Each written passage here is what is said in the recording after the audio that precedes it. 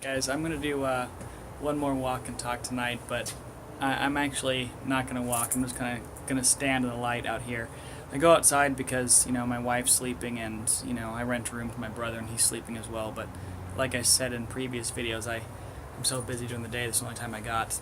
The last video was a little heavy, talking about getting my ass kicked, and also about the guy who kicked my ass, having passed away. So I thought I would tell an actual funny story, and I thought of a good one. So this also goes back to my Camp Verde days, and this one's actually a positive memory. So, like I had said, I was bullied quite a bit in middle school and in high school. But by the time I reached freshman year, I kind of found a fellowship of misfits, as you will. There was just a couple of us. There was my good friend Cody. There was my friend Austin. Cody's younger friend Terry, who was actually a couple months younger than my brother Eric, who's like not even my next closest brother in age. My brother Eric used to get really annoyed that I would hang out with Terry and not him, but that was more of a Cody thing. But anyways, this is a good one. So we're at, and also my friend Mike, who was the same age as me. So we were all hanging out at Mike's house. He lives down this road called Salt Mine Road, and it's kind of like off of the main part of Camp Verde, and you go past some farms, and it's kind of off the beaten path, and they're pretty large properties, but pretty ghetto, it's Camp Verde. So anyways, we all had trouble being bullied by cowboys and whatnot. Now, down Salt Mine Road, there's the shooting range, and past the shooting range is a campground, and oftentimes on the weekends, all of these cowboys would go out there, and they'd have these big keggers, and of course, stereotypical high school movie nerds, we're not invited to the parties, right? So we're never going to these things.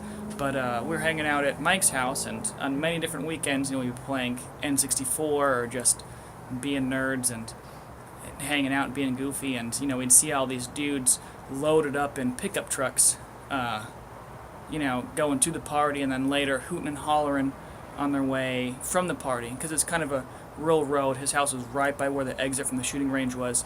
That's where, you'd see them. So anyways, we decide it would be this fantastic idea if we, on a moonless night, when they're out having this party, to go out there and collect a bunch of oranges from the orange trees, which are all around, and pelt these cowboys in the back of their truck with oranges. Not the not the greatest plan, but we decided we'd do it. So, we start picking oranges from all the different neighbors' yards and the orchards around there, or the groves, I should say. It's orange groves.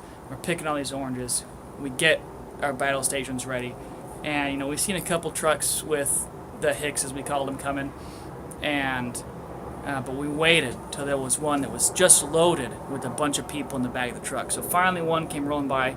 There was maybe like, I want to say there was like 12, but there was probably like 7 people in the back of the truck, realistically. Still an awful lot of people. And so they're coming, they're hooting and hollering, and the guy's revving his, primer grade lifted truck, and we just unload these oranges just as fast as we can throw them, and we just are nailing them, right?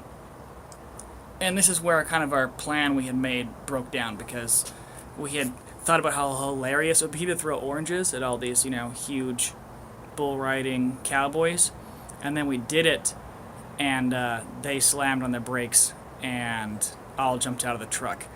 Now mind you, it is a new moon, so they can't really see us. We're hiding behind bushes and stuff, so we started running. We're running for our lives, and these guys in there, luckily they're in cowboy boots, they can't run that fast. We're running, and we're running back to Mike's house. We've got to get back to Mike's house. Just like a couple yards we go through, we're running, and then we come across this chain link fence. And, it's pretty tall. It's like a 8-foot tall chain link fence. So we hit this fence, and immediately, I'm a light dude. I have a lot of hand strength. I can yank myself over a fence, even as a 35-year-old, immediately. No big deal. Just bam, over it. And then Mike gets over it. Cody starts coming up. Terry, who's rather fat and slovenly, is trying to pull himself this fence, and he can't do it. He's now screaming and crying, which is also giving away our 40. This dude is like compromising our position, and we can hear these Hicks that we just pelted with oranges screaming, "I hear him over here!"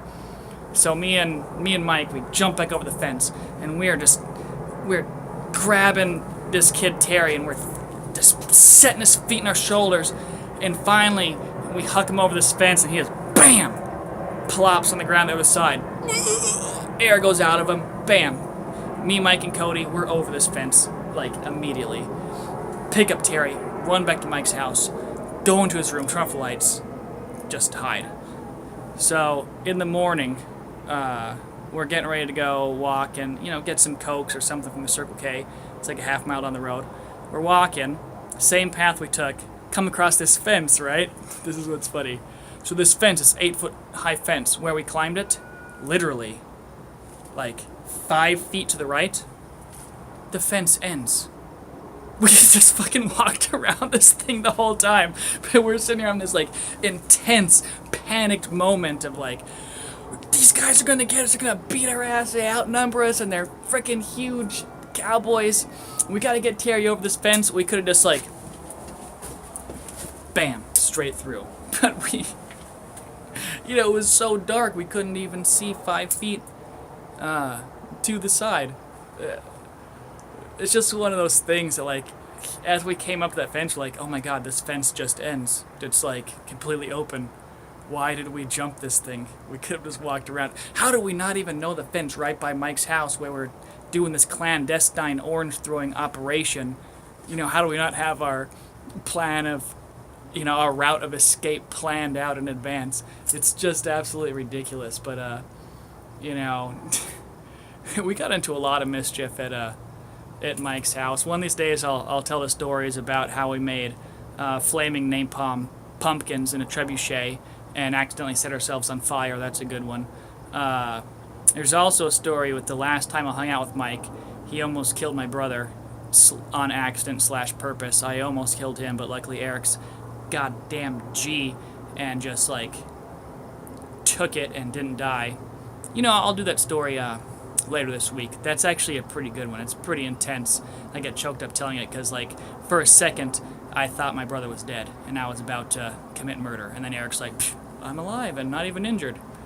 Like Eric does, Just super tough dude. Anyways, so, the moral of the story, I always have a moral, but this is not very good.